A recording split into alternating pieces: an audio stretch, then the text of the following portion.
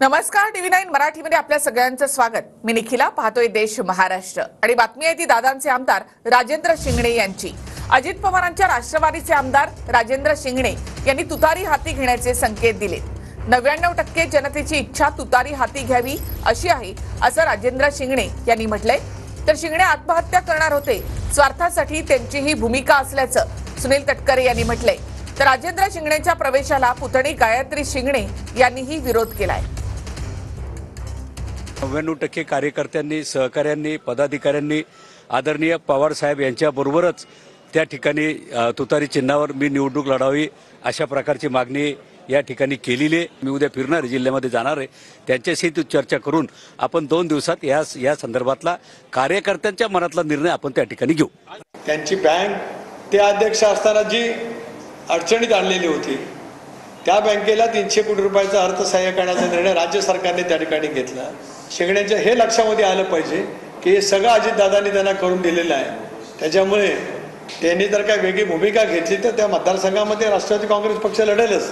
पण मला स्वतःला त्यांनी सांगितलं होतं की त्यांच्या कुटुंबातला काही वादविवाद आहेत ते एकत्रितपणाने बसून मिटवणार आहेत, पण ते अजितदादांची आणि राष्ट्रवादी काँग्रेस पक्षाची लढाई लढणार आहेत। बुडालेल्या जिल्हा बँकेला दिला ज्यांनी थारा, दादांच्या आशीर्वादानं निधीचा कोट्यवधी पसारा।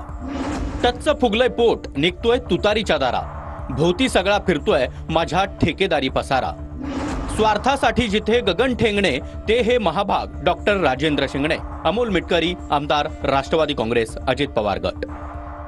पवार साहेबांनी ठरवलं होतं की एकनिष्ठांना आम्ही संधी देणार। तरी काही घडामोडी जर झाल्या तर मी आताही स्पष्ट करते की मी लढेल, 100% आम्ही लढणारच आहे। कारण की एवढं कष्ट घेऊन घरोघरी तुतारी पोसायचं काम मी केलेलं आहे। ठीक आहे, आता ती पवार साहेब काय ठरवतात त्याच्यावर आपण थोडं बघूया, पण तरी जर काही घडामोडी झाल्या उलटा सुलटा तरी मी ठाम आहे, मी लढणार म्हणजे 100% लढणार। तुम्ही अपक्ष म्हणून लढणार का? मग 100% अपक्ष म्हणून लढणारच। माढ्याचे दादांचे आमदार बबन शिंदेनी पवारांची दुसऱ्यांदा भेट घेतली आहे। यावेळी आमदार बबन शिंदे आणि शरद पवारांनी एकाच गाडीमधून प्रवास केलाय। बबन शिंदे हे अजित पवार गटाचे आमदार आहेत। तुमच्याकडनं उभा राहायचं आहे आणि त्याप्रमाणे साहेबांनी विचार करतो म्हणून सांगितलेला आहे। आपला त्या निवडणुकीमध्ये साहेबाकडनं मिळालं ठीक, नाहीतर 95ची छत्री पुन्हा उघडायची आणि 95 सारखी अपक्ष निवडणूक लढवायची। मुख्यमंत्री एकनाथ शिंदे आणि मनोज जरांगे यांच्यामध्ये सवलती देण्यावरून पलटवार झाल्याचं पाहायला मिळालं। महायुतीनं मराठ्यांना सवलती दिल्या, याचा जरांगे यांनी विचार करावा। देणारा कोण, फसवणारा कोण, जरांगे यांनी विचार करावा असं मुख्यमंत्री एकनाथ शिंदे यांनी म्हटलंय। तर महाविकास आघाडीपेक्षा महायुतीनं हीन वागणूक दिली असा पलटवार जरांगे यांनी केलाय। मनोज जरांगे पाटील हे मराठा समाजासाठी न्याय मिळवण्यासाठी रस्त्यावर उतरले, पण त्यांनी हा विचार केला पाहिजे की महायुतीने काय काय दिलंय। अरे ज्यांनी काहीच केलं नाही, ज्यांनी फक्त मराठा समाजाचा वापर केला, मराठा समाजाला वंचित ठेवलं, त्यांच्याबद्दल जरूर त्यांनी या निवडणुकीमध्ये विचार केला पाहिजे। देणारा कोण आणि आम्हाला फसवणारा कोण। आम्हाला वाटलं ना ते भंगार आहेत, ते नीट नाहीत म्हणून तर तुम्हाला आणलं होतं, तुम्ही त्यांच्यापेक्षा बेकार निघालात। त्यांनी तरी त्यावेळेस आमचं वाटोळं केलं 90-94ला। त्या महाविकास आघाडीच्या नेत्यापेक्षा सगळ्यात हीन वागणूक तुम्ही दिली आम्हाला। मी तुम्हाला वाचितच सांगितलं होतं शिंदे साहेब, गुलाल उधळायचा नको, उधळायचा असेल तर त्याचा अपमान होता कामा नये। मुख्यमंत्री पदावरून शिंदेंनी उद्धव ठाकरेंना टोले लगावले। टोले लगावताना शिंदेंनी डोळे शब्दाचा वापर केला, तर मुख्यमंत्री पदाच्या चेहऱ्यावरून फडणवीसांनी पवारांना थेट आव्हान दिलंय। आणि आमच्याकडे कोणाला डोळे लागलेले नाही। आमचं 2.25 वर्षाचं काम हाच आमचा चेहरा आहे। रौनक, दुसरा प्रश्न रौनक। त्यांनी विरोधी पक्ष नेत्याचा चेहरा ठरवावा। विरोधी पक्ष नेत्याचा चेहरा त्यांनी ठरवावा। पहिले तर हे लक्षात ठेवा, सत्ता पक्षाला चिंता नाही, मुख्यमंत्री स्वतःच बसलेले आहेत। त्यांना विचारा तुमचा चेहरा तर सांगा, एकदा चेहरा सांगा तुमचा। मी पवार साहेबांना आव्हान करतो, पवार साहेब तुमचा मुख्यमंत्री पदाचा चेहरा कोण एवढं सांगा। एकनाथराव शिंदे असे म्हणाले असतील की आम्हाला मुख्यमंत्री पदाचे डोहाळे लागलेले नाहीत, तर त्यांचे जे सगळे चेले चपाटे आहेत, त्यांचे प्रवक्ते आहेत, ते प्रत्येक वेळी राज्याचे भावी मुख्यमंत्री म्हणून एकनाथरावच असतील असं म्हणतात, तेव्हा एकनाथरावांनी हे याला उत्तर का नाही दिलं, आताच का दिलं? उद्धव ठाकरे आजारी पडल्याबरोबर आचारसंहिता लावली. आचारसंहितेला 45 दिवसही दिले नाहीत. यामागे षडयंत्र आहे का अशी शंका असल्याचं भास्कर जाधव म्हणाले. तर उद्धव ठाकरे आजारावर मात करून मैदानामध्ये उतरतील असं भास्कर जाधवांनी म्हटलं. भास्कर जाधवांनी व्यक्त केलेल्या शंकेवरून सुनील तटकरेंनी टीका केली आहे. उद्धव ठाकरे आजारी पडल्याबरोबर महाराष्ट्राच्या निवडणुकीची आचारसंहिता लागते, हे आश्चर्यकारक आहे. 45 दिवस सुद्धा निवडणुकीला एकंदरीत ज्याला आचारसंहिता म्हणतात त्याला दिले न जावे, याच्या पाठीमागे षडयंत्र तर नाही ना, हे महाराष्ट्रातल्या जनतेला शंका आलेली आहे. भास्करराव तसे वरिष्ठ नेते आहेत, माझे जुने सहकारी आहेत, पण काय विनोद नवीन करायला लागले ते मला काही कळत नाही. निवडणुका उशिरा होता याबद्दल आक्रोश करणारे मंडळी आता नवीन एक वेगवेगळे शोधण्याचा प्रयत्न करतात. म्हणजे किती महायुतीला बदनाम करण्यासाठी कुठल्या कुठल्या क्लुप्त्या काढल्या जातात त्याचं उत्तम उदाहरण आहे. केंद्रीय गृहमंत्री अमित शहांच्या वक्तव्याच्या चर्चेची बातमी शिंदे फडणवीसांनी फेटाळली. तुम्हाला सीएम केलं, आमच्या माणसांना त्याग करावा लागला. जागा वाटपाच्या चर्चेदरम्यान शहांचे शिंदेंबद्दल हे वक्तव्य केल्याची सूत्रांची माहिती होती. शिंदेजी देशात पंतप्रधान, मुख्यमंत्री आणि प्रांत ही 3 महत्वाची पदं आहेत. गृहमंत्र्यांसह बाकी सर्व पदं फक्त व्यवस्था आहे. कामं पूर्ण होण्यासाठी केलेली व्यवस्था म्हणजे बाकी पदं. तुम्हाला मुख्यमंत्रीपद दिलं, आमच्या माणसांना त्याग करावा लागला. अमित शहांनी मुख्यमंत्री शिंदेंना उद्देशून हे वक्तव्य केल्याची माहिती सूत्रांनी दिली आहे. असं तुम्ही ऐकलं का कुठं? तुम्ही त्या बैठकीत होते का? अरे बाबा, हे असं कुठेही काही कोणी बोललेलं नाही आणि कोणी आम्ही ऐकलेलं नाही. एक मिनिट, बैठकीमध्ये आमच्याशिवाय दुसरा कोणी नाही आणि तुम्ही त्याच्यावर बातम्या करताय, म्हणजे मला तर आश्चर्यच वाटतं. टेबल न्यूज आहे, टेबल न्यूज 100% असं कुठेही बोलणं नाही, काही म्हटलेलं नाही. प्रादेशिक अस्मितेचे पक्ष आहेत ते तोडणं आणि त्यासाठी त्यांनी आपल्या लोकांना काही दिवस जुळून घ्यायला सांगितलं. याला त्याग म्हणत नाही, याला स्वार्थ म्हणतात. बावनकुळ्यांचा त्याग आम्ही पाहिला. 50 लाखाची जमीन त्यांना, 50 कोटीची जमीन त्यांना जी कवडीमोल भावात सरकारकडून त्यांनी जी ओरबडलेली आहे, हा त्याग आहे का? मी जे म्हणतोय की ह्यांना त्याग आणि बलिदान वगैरे शब्द जे आहेत हे यांच्या तोंडी शोभत नाहीत. आहुती ज्याला म्हणतात ना, ती आमची पडलेली आहे त्या कुंडामध्ये, म्हणून निश्चित आमचा सहभाग सगळ्यात मोठा आहे ही सत्ता पलटण्यामध्ये, सत्ता आणण्यामध्ये. आणि त्या अनुषंगाने आमचाही पक्ष त्या पद्धतीने जोरकसपणे वाढला पाहिजे. ज्याच्यासाठी अट्टहास केला आहे, ज्या हिंदुत्वासाठी अट्टहास केला आहे, त्या भूमिकेतून आम्ही चाललो आहे, तर आम्हालाही तेवढ्या जागा तिथं मिळाल्या पाहिजेत आणि त्या पद्धतीने कामकाज करता आलं पाहिजे.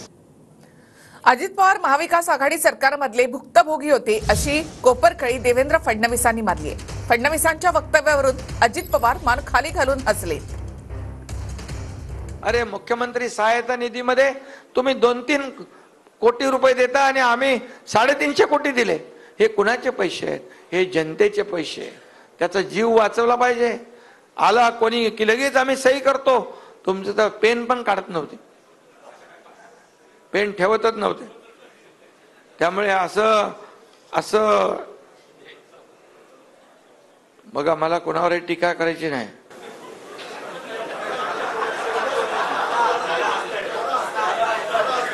दादा साक्षीदार होते, साक्षीदार आणि भुक्तभोगी. अरे बाबा, काय ते बरोबर वाद चालवत होते. एकाच मंचावर असून सुद्धा सुनेत्रा पवार आणि शरद पवारांमध्ये बोलणं नाही. बारामतीमध्ये विद्या प्रतिष्ठानचा 52वा वर्धापन दिन होता. त्यानिमित्तानं सून आणि सासरे एकाच मंचावर आले होते, मात्र दोघेही एकमेकांशी बोलले नाही. शरद पवार आणि सुनेत्रा पवार एकाच मंचावर आल्या होत्या. एकाच मंचावर असून सुद्धा दोघांनी एकमेकांकडे साधं पाहिलं देखील नाही. निवडणुकीनंतर मनसे सत्तेत असेल असं राज ठाकरे म्हणाले. तर माझ्या माहितीप्रमाणे शिंदे गट मनसेला 2 जागा देत आहे असं म्हणत राऊतांनी मनसेची खिल्ली उडवली आहे. सर्व राजकीय पक्षांमधल्या सर्वात जास्तीत जास्त जागा या महाराष्ट्र नवनिर्माण सेनेकडे.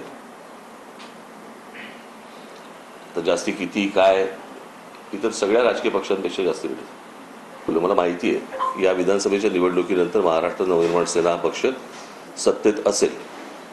सत्तेतला पक्ष असेल कोणाचा? राज ठाकरेंचा पक्ष महाराष्ट्रात. महाराष्ट्रात 288 जागा आहेत त्या महाराष्ट्रामध्ये आणि 145चं बहुमत लागतं. माझ्या माहितीप्रमाणे शिंदे गट त्यांना 2च जागा देतोय.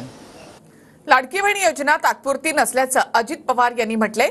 लाडकी बहीण योजनेसाठी वर्षभराची 45,000 कोटींची तरतूद केल्याचं दादा म्हणाले. दरम्यान फुकट पैसे वाटून राज्य कंगाल होणार असल्याचं टीकास्त्र दादांच्या वक्तव्यानंतर राज ठाकरे यांनी लागलंय. महाराष्ट्रातील माझ्या सर्व मायमाऊली बहिणींना मला खात्री द्यायची या निमित्तानं की योजना तात्पुरती नाही.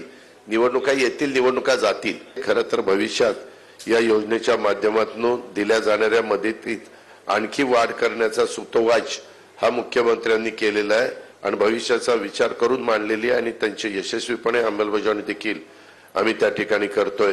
हे असलं फुकट वाटून होणार नाही तुम्हाला. आज तुम्ही असे पैसे 5-5 हजार रुपये 7-6 हजार रुपये तुम्ही वाटताय हे तुम्ही करूच शकत नाही. तुमच्या घरचे आहेत का पैसे? ते सरकारचे पैसे आहेत. हे आता हे गेला हप्ता जो काय त्यांचा झाला पैशाचा याच्या पुढे वाटू नाही शकणार. कंगाल होईल राज्य. आमचे विरोधक थोडेसे गडबडलेले आहेत. मुख्यमंत्री माझी लाडकी बहीण योजनेच्या यशामुळं ते त्या ठिकाणी गडबडून गेलेत. आम्ही जेव्हा ही योजना जाहीर केली तेव्हा या योजनेची अंमलबजावणी कधी होणारच नाही असं ते म्हणायचे. त्याच्यानंतर आज आता 2.5 कोटी मायमाऊलींच्या खात्यामध्ये पैसे 5 महिन्याचे मिळून प्रत्येकी 7,500 साधारण त्यांचे फॉर्म कधी आले त्या पद्धतीने जमा झाले. लोकसभेच्या आधी बहीण लाडकी नव्हती, आता लाडकी झालेली आहे. हे सगळ्या बहिणींना माहिती आहे आणि हा शेवटचा महिना आहे लाडक्या बहिणीचा हेही माहिती आहे. सत्तेत असूनही आपल्या योजनांच्याबद्दल आत्मविश्वास नसलेलं हे सरकार आहे. त्यांना खात्री नाही की आपल्याला हे आपल्या लाडक्या बहिणी पाठिंबा देतील की नाही. विधानसभेची निवडणूक जाहीर होताच महादेव जानकर महायुतीमधून बाहेर पडले. महादेव जानकर यांनी विधानसभेमध्ये स्वबळावर लढण्याचा नारा दिलाय. जागा वाटपामध्ये रासपचा विचार न झाल्यामुळे हा निर्णय घेतल्याचं महादेव जानकर म्हणाले. काही नाही, मी कुणावर नाराज नाही. राष्ट्रीय समाज पक्ष देखील या देशात मोठा पक्ष झाला पाहिजे. काँग्रेस आणि बीजेपीच्या लायकीत आला पाहिजे. त्यासाठी आम्ही स्वतंत्र लढणार आहे. आमची ताकद किती आहे ते आम्ही पाहणार आहे, आजमावणार आहे. तुम्ही स्वबळावर लढणार, किती जागा लढण्याबाबतचा तुमचा आता विचार? 288 जागेच्या बद्दल चर्चा. 288 सर्वच्या सर्व जागा, एकही जागा आम्ही खाली सोडणार नाही. 20 ऑक्टोबरला मराठा समाजाची बैठक होणार आहे असं मनोज जरांगे पाटील यांनी म्हटलंय. उद्यापासून इच्छुक उमेदवारांच्या मुलाखती घेणार असंही त्यांनी म्हटलं आहे.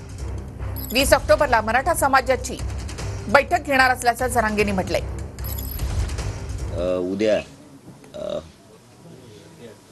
जे आपले महाराष्ट्रातले किंवा ज्यांनी आपल्याकडे इच्छुक जे अर्ज केलेले त्या बांधवांशी मला थोडी उद्या चर्चा करायची. 20 तारखेला ते समाजाला मला विचारायचं बैठक घेऊन की पाडायचे का उभा करायचे या संदर्भातली बैठक ही रविवारी 20 तारखेला होणार आहे.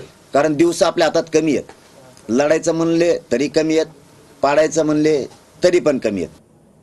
तर जिशान सिद्दीकी यांची गुन्हे शाखेच्या सहपोलीस आयुक्तांसोबत चर्चा. बाबा सिद्दीकी यांच्या हत्येच्या तपासाबाबतची माहिती जिशान सिद्दीकी यांनी जाणून घेतली आहे. जिशान सिद्दीकी यांनी देखील काही मुद्दे पोलिसांना सांगितले आहेत. दरम्यान बाबा सिद्दीकी यांच्या हत्येचा कट हा पुण्यामध्ये रचला गेल्याची माहिती देखील पोलीस तपासामध्ये समोर आली आहे. बाबा सिद्दीकी यांच्या हत्येचं संपूर्ण प्लॅनिंग हे पुण्यामध्ये रचलं गेलं. पोलीस तपासामध्ये ही माहिती समोर आली. 3 महिन्यांपूर्वी आरोपींकडून हत्येची तयारी सुरू करण्यात आली होती. आरोपी प्रवीण आणि शुभम लोणकरनं शूटर गुरमेल सिंग आणि धर्मराज कश्यपला 3 लाख रुपये दिले होते. चौथा आरोपी हरीश मध्यस्थ म्हणून काम करायचा. हरीश याच्या मार्फत पैसे देण्यात आल्याची माहिती समोर आली आहे. सलमान सोबत जवळीक हेच बाबा सिद्दीकींच्या हत्येचं कारण असण्याची अधिक शक्यता आहे. मुंबई पोलिसांच्या आतापर्यंतच्या तपासानंतर प्राथमिक निष्कर्ष काढण्यात आलाय. सलमान सोबत सामाजिक आर्थिक व्यवहार केल्यामुळे सिद्दीकींना टार्गेट केल्याचा संशय आहे. आतापर्यंत अटक करण्यात आलेले आरोपी हे वेगवेगळ्या पद्धतीने बिश्नोई गँगच्या संपर्कात होते. सिद्दीकींचं नाव टार्गेट म्हणून कसं ठरवण्यात आलं याचा मुंबई पोलिसांकडून तपास सुरू आहे. आरोपींना सिद्दीकींचा एक फोटो आणि एक बॅनरवरील फोटो आरोपींना देण्यात आला होता.